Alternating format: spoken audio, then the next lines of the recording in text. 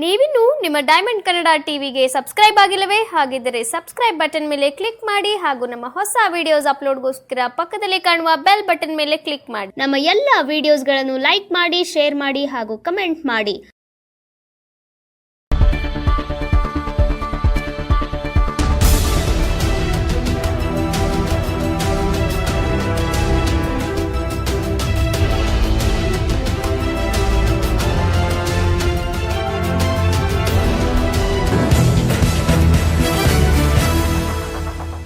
ಮಂಡ್ಯ ನಗರದ ಪ್ರವಾಸಿ ಮಂದಿರದಲ್ಲಿ Republican party of India, Karnataka Dalit Sangharsha Samiti, ಭೀಮವಾದ ದಲಿತ ಸಂಘರ್ಷ ಸಮಿತಿಯ ಡಾಕ್ಟರ್ ಆರ್ ಮೋಹನ್ ರಾಜ್ರವರು ಸೇರಿದಂತೆ ಹಾಗೂ ಕರ್ನಾಟಕ ರಾಜ್ಯ ಸಂಘಟನೆ ಕಾರ್ಯದರ್ಶಿ ಎಂ ಶ್ರೀನಿವಾಸ್, ಜಿಲ್ಲಾಧ್ಯಕ್ಷರು ಚೆನ್ನಕೇಶವ, ಜಿಲ್ಲಾ ಉಪಾಧ್ಯಕ್ಷರು ಸೋಮಶೇಖರ್, ತಾಲೂಕು ಅಧ್ಯಕ್ಷರು ರವಿಕುಮಾರ್, ಪಾಂಡುಪುರ, ನರಹಳ್ಳಿ ಸ್ವಾಮಿರವರು, ಗ್ರಾಮ ಪಂಚಾಯಿತಿ ಮಾಜಿ ಅಧ್ಯಕ್ಷರು ಸತೀಶ್ ರವರು ಸೇರಿದಂತೆ ಇತರರು ಭಾಗವಹಿಸಿ ಸುದ್ದಿಗೋಷ್ಠಿ ಏರ್ಪಡಿಸಿದರು. ಈ ಕುರಿತು ಡೈಮಂಡ್ ಕನ್ನಡ ನಡೆಸಿರುವಂಥ ವಿಶೇಷ ವರದಿ ಇಲ್ಲಿದೆ, ಬನ್ನಿ ಪ್ರೇಕ್ಷೆ ನೋಡ್ಕೊಂಡು ಬರೋಣ.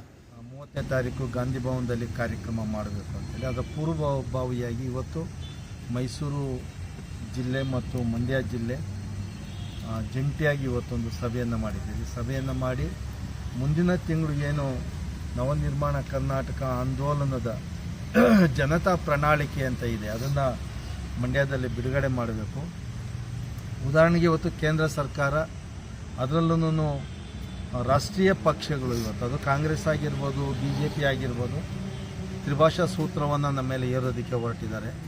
ಮತ್ತು ಇನ್ನು ಬೀದಿಯಲ್ಲಿ ಕರ್ನಾಟಕದಲ್ಲಿ ಸಿದ್ದರಾಮಯ್ಯನವರು ವಿರೋಧ ಪಕ್ಷದ ನಾಯಕರಾಗಿದ್ದವಾಗ ಕೃಷಿ ಕಾಯ್ದೆಗಳನ್ನು ವಾಪಸ್ ಪಡಿತೀನಿ ಅಂತ ಹೇಳಿದ್ರು. 2 ವರ್ಷ ಆಯಿತು. ಈ ಮೇ 20 ಬಂದರೆ 2 ವರ್ಷ ಕಂಪ್ಲೀಟ್ ಮಾಡ್ತಾ ಇದ್ದಾರೆ. ಕೃಷಿ ಕಾಯ್ದೆಗಳನ್ನು ವಾಪಸ್ ಇಲ್ಲ, ನಾನು ತೆಗಿತೀನಿ ಅಂತೇಳಿ 2 ವರ್ಷ ಕಳೆದಿದೆ. ಎಲ್ಲವನ್ನು ಇಟ್ಕೊಂಡು ನಾವು ಜನತಾ ಪ್ರಣಾಳಿಕೆ ಅಂತೇಳಿ ಮುಂದಿನ ತಿಂಗಳು ಇವತ್ತಾಗಬೇಕಾಗಿತ್ತು. ಅನಿವಾರ್ಯ ಕಾರಣಗಳಿಂದ ಇದು ಪೋಸ್ಟ್ಪೋನ್ ಆಗಿದೆ. ಅದಕ್ಕೆ ಪೂರ್ವಭಾವಿಯಾಗಿ ಒಂದು ಸಭೆ ಮಾಡಿ ಮುಂದಿನ ತಿಂಗಳು ಆ ಸಮಾವೇಶವನ್ನು ಯಶಸ್ವಿಗೊಳಿಸಬೇಕು. ಅದರ ಮಧ್ಯೆ 30ನೇ ತಾರೀಕು ಬಸವಣ್ಣನವರ ಏನು ಅವರ ಸಂದೇಶ ಇದೆ, ಅವರ ಕಾಲದಲ್ಲಿ ಈ ಜಾತಿ ಅಸಮಾನತೆ ಹೋಗಬೇಕು, ನಾವೆಲ್ಲರನ್ನು ಹೊಸ ಸಮಾಜ ಕಟ್ಟಬೇಕು ಅಂತ ಇದ್ರು. ಆ ನಿಟ್ಟಿನಲ್ಲಿ ನಾವು ಎಲ್ಲರೂ ಸೇರಿ ಬಸವಣ್ಣನವರ ಜಯಂತಿಯನ್ನು ಆಚರಣೆ ಮಾಡಬೇಕು ಅನ್ನೋದು ಇವತ್ತಿನ ಸಭೆಯ ಪ್ರಮುಖವಾಗಿ ತೆಗೆದುಕೊಂಡಂಥ ತೀರ್ಮಾನ. Thank you sir.